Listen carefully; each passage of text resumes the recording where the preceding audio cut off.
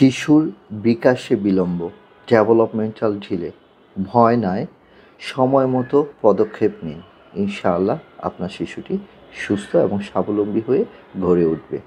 আপনার শিশুর বয়স অনুযায়ী দেখছেন যে শিশুটি সময় অনুযায়ী হাঁটছে না বা শিশুটি কথা বলছে না, খেলা করছে না, এগুলো কি শুধুই একটু দেরি নাকি এগুলো বিকাশগত সমস্যা? চলুন জেনে নিই ডেভেলপমেন্টাল ডিলে বা বিকাশগত সমস্যাটা কী এবং পিতামাতা হিসাবে কিভাবে আমরা আমাদের শিশুদের সহায়তা করতে পারি। চিন্তার কিছু নেই, সঠিকভাবে সঠিক সময়ে অকুপেশনাল থেরাপি নিলে এবং সঠিক প্যারেন্টস ট্রেনিংয়ের মাধ্যমে আপনি নিজেই হয়ে উঠতে পারেন আপনার শিশুর জন্য থেরাপিস্ট। ডেভেলপমেন্টাল ডিলে কী এটা জানতে হবে প্রথমে। ডেভেলপমেন্টাল ডিলে মানে শিশু তার বয়স অনুযায়ী তার শারীরিক, তার এখানে আমরা 5টা জিনিসের কথা বলি, PILES, পাইলস অফ ডেভেলপমেন্ট। তার ফিজিক্যাল ডেভেলপমেন্ট, তার শারীরিক বিকাশ যেখানে গ্রস মোটর এবং ফাইন মোটর, তার মানসিক বিকাশ, ইন্টেলেকচুয়াল ডেভেলপমেন্ট, তার মানসিক বিকাশ, তার ল্যাঙ্গুয়েজ ডেভেলপমেন্ট, সঠিক সময়ে তার কথাবার্তা আসছে কি না, কথাবার্তা বলতেছে কি না, কথা শুনছে কি না, রেসপন্স করছে কি না, তার ইমোশনাল যে বিকাশটা, তার আবেগ, তার আবেগের বহিঃপ্রকাশটা, তার সোশ্যাল ডেভেলপমেন্ট, সামাজিকতার বহিঃপ্রকাশ, এই জিনিসগুলোর মাধ্যমে আমরা বুঝে নিই যে শিশুটা সঠিকভাবে ডেভেলপমেন্ট হচ্ছে কি না। প্রাইমারিলি কিছু লক্ষণের কথা বলি, যেমন শিশুর বয়স 1 বছর হয়ে গেছে, এখনও শিশুটা কি নিজ পায়ে দাঁড়াতে পারছে কি না। 2 বছর বয়স হয়ে গেছে, এখনও শিশুটা কি কোনো কথা বলছে না। শিশুটা কি খেলাধুলায় মনোযোগ কম দিচ্ছে, অন্য শিশুদের দিকে তাকাচ্ছে না, আগ্রহ দেখাচ্ছে না, চোখে চোখ রাখছে না। যখন শিশুটাকে আপনি নাম ধরে ডাকছেন, সে কি আপনার কথায় সাড়া দিচ্ছে না। 1 বছরে যে ইশারা করার কথা সেটা কি সে ইশারা করছে না। 3 বছর হয়ে গেল, এখনও সে বাক্য বলছে না। মোটর স্কিল এবং ল্যাঙ্গুয়েজ স্কিল এবং তার ব্রেইন ডেভেলপমেন্ট, এই জিনিসগুলো কিন্তু মাইলস্টোনের খুব ইম্পর্ট্যান্ট একটা অংশ। এই মাইলস্টোনগুলো যদি সে মিস করছে কি করছে না, এটা কিন্তু বাবা মা হিসাবে আপনাকে অবশ্যই নজরে নিয়ে আসতে হবে। এবং এই বিলম্বটা কেন হয়? নর্মালি দেখা গেছে যে গর্ভকালীন সময়ে অতিরিক্ত অ্যান্টিবায়োটিক বা অতিরিক্ত মেডিসিন প্রয়োগের ফলে অক্সিজেনের ঘাটতি হলে, বাচ্চার শিশুর যদি অক্সিজেনের ঘাটতি হয়, সঠিকভাবে অক্সিজেন না পায়, জন্মের পরে শিশু যদি ইনফেকশন বা দুরারোগ্য কোনো ব্যাধিতে বা কোনো রোগে যদি আক্রান্ত হয়, severe jaundice, severe diarrhoea, severe আপনার জ্বর, ফিভার, এগুলো যদি হয়, তার যদি নিউরো ডেভেলপমেন্টে কোনো সমস্যা হয়, স্নায়ুতন্ত্রে কোনো সমস্যা হয়, বা শিশুর autism, cerebral palsy, attention deficit hyper activity disorder, তারপরে ডাউন সিনড্রোম, এই ধরনের যদি সমস্যা হয় বা কিছু অজানা কিছু কারণ থাকতে পারে শিশুর এই ডেভেলপমেন্টাল ডিলের পিছনে, একজন অকুপেশনাল থেরাপিস্ট হিসাবে আমি যেটা বলবো, আমি মনে করি একজন অকুপেশনাল থেরাপিটা শুধু খেলাধুলা নয়, এটি শিশুকে স্বাধীনভাবে জীবনযাপন করতে শেখায়, তার মোটর স্কিল ডেভেলপমেন্ট করতে শেখাবে,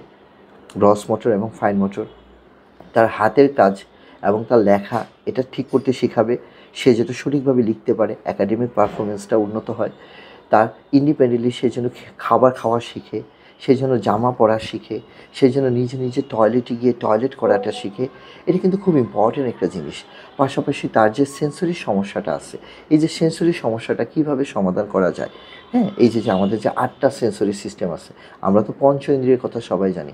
এই 8টা সেন্সরি সিস্টেম আপনাকে প্রথমে অকুপেশনাল থেরাপিস্টের কাছে গিয়ে অ্যাসেসমেন্ট করে দেখতে হবে যে তার 8টা সেন্সরি সিস্টেমের কোথায় কোথায় সমস্যা আছে। একটা বাচ্চার তো সবগুলো সিস্টেমের সমস্যা নাই। এই সেন্সরি সিস্টেমের অ্যাসেসমেন্টটা আপনারা করান, আপনারা খুঁজে বের করুন শিশুর কোথায় কোথায় সমস্যা আছে। শিশুর আচরণের যে সমস্যাগুলো, সেগুলো নিয়ে অকুপেশনাল থেরাপিস্টরা কাজ করবে। শিশুর পরিবেশ এবং তার পরিবারে তার যে হোম প্রোগ্রাম একটা তৈরি করে দিবে, যেটা আপনি শিখে বাড়িতে গিয়ে আপনার শিশুর সাথে সুন্দরভাবে যেন থেরাপির কাজগুলো সঠিকভাবে করতে পারেন। সেটা হলো আমাদের প্যারেন্টস ট্রেনিং প্রোগ্রামের মূল উদ্দেশ্য।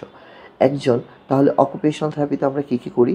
তাকে ফাইন মোটর, তার গ্রস মোটর, তার লাইফ স্কিল ট্রেনিং, তার একাডেমিক, হ্যাঁ, তার সেন্সরি প্রবলেম, তার আচরণ, এগুলো নিয়ে আমরা কাজ করে থাকি এবং প্যারেন্টস ট্রেনিংটা হলো আমাদের ইম্পর্ট্যান্ট একটা কোর্স, যেটা আমরা বাবা মাকে স্বাবলম্বী হিসাবে গড়ে তুলতে চাই।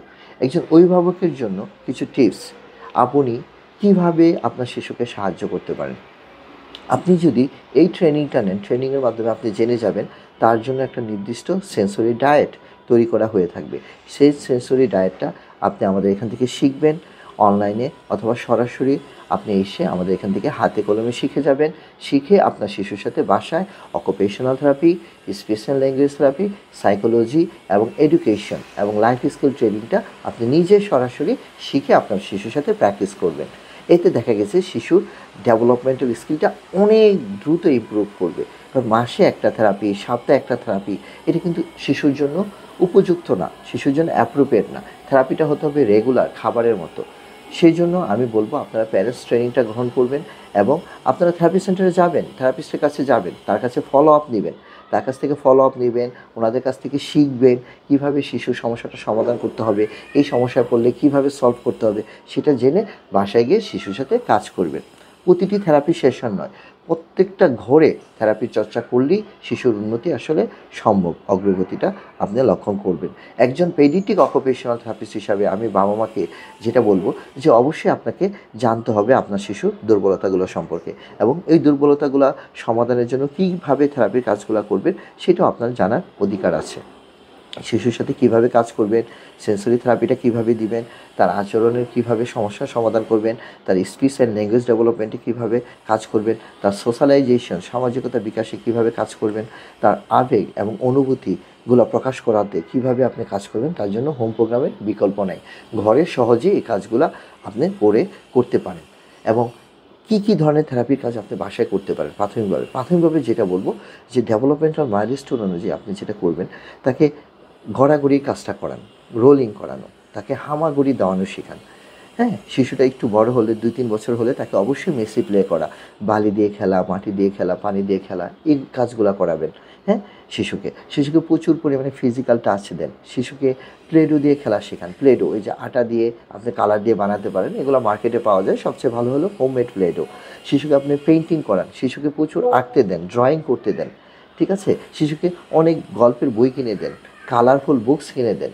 এই ধরনের কাজগুলো করবেন। হ্যাঁ, এই ধরনের কাজগুলো করেন এবং অতি সত্বর আপনার নিকটস্থ শিশু বিশেষজ্ঞ সাথে শরণাপন্ন হন এবং শিশু হাসপাতালগুলোতে নিয়ে যান। স্পেশালিস্ট চাইল্ড নিউরোলজিস্ট যেখানে বসে সেখানে অবশ্যই তাকে নিয়ে যাবেন তার ডায়াগনোসিসের জন্য। এবং আপনার নিকটস্থ অকুপেশনাল থেরাপি যে সেন্টারগুলো আছে, যেখানে অকুপেশনাল থেরাপিস্ট বসে, স্পেশাল ল্যাঙ্গুয়েজ থেরাপিস্ট বসে, সাইকোলজিস্ট বসে, কোথাও ফিজিওথেরাপিস্ট বসে, সেই সেন্টারগুলোতে নিয়ে গিয়ে শিশুর একটা অ্যাসেসমেন্ট করে সঠিক চিকিৎসাটা আপনি করান। আপনার সন্তানের বিকাশগত বিলম্ব নিয়ে চিন্তিত হবেন না, দয়া করে একজন পেডিয়াট্রিক অকুপেশনাল থেরাপিস্টের শরণাপন্ন হন, তার সাথে কথা বলেন। বাংলাদেশে এখন অনেক জায়গায় প্রত্যন্ত গ্রামেও অকুপেশনাল থেরাপিস্ট খুঁজে পাবেন। আপনি চাইলে আমাদের সাথে কিডসল্যান্ডের সাথে যুক্ত হতে পারেন। অনলাইনে আপনি চাইলে আমাদের থেরাপি সেবাগুলো আপনি নিতে পারেন। শিশুর বিকাশের বিলম্ব মানে আশা শেষ নয়, এখানেই শেষ নয়। যথাযথ থেরাপি এবং সঠিক চিকিৎসা এবং পিতামাতার সঠিক ট্রেনিং পারে শিশুটাকে ধীরে ধীরে উন্নতির পথে নিয়ে যেতে। এখানে সমন্বয় করতে হবে, সঠিক থেরাপিটা আপনাকে খুঁজে নিতে হবে এবং পিতামাতার অংশগ্রহণ, এই তিনটা মিলিয়ে কিন্তু শিশুর ভবিষ্যৎ রচিত হবে। আপনার সচেতনতা বাঁচাতে পারে আপনার শিশুর ভবিষ্যৎ। অনুগ্রহ করে ভিডিওটি শেয়ার করবেন, এবং আপনি জানুন এবং অন্যকে জানতে সাহায্য করুন। আসসালামু আলাইকুম ওয়া রাহমাতুল্লাহ।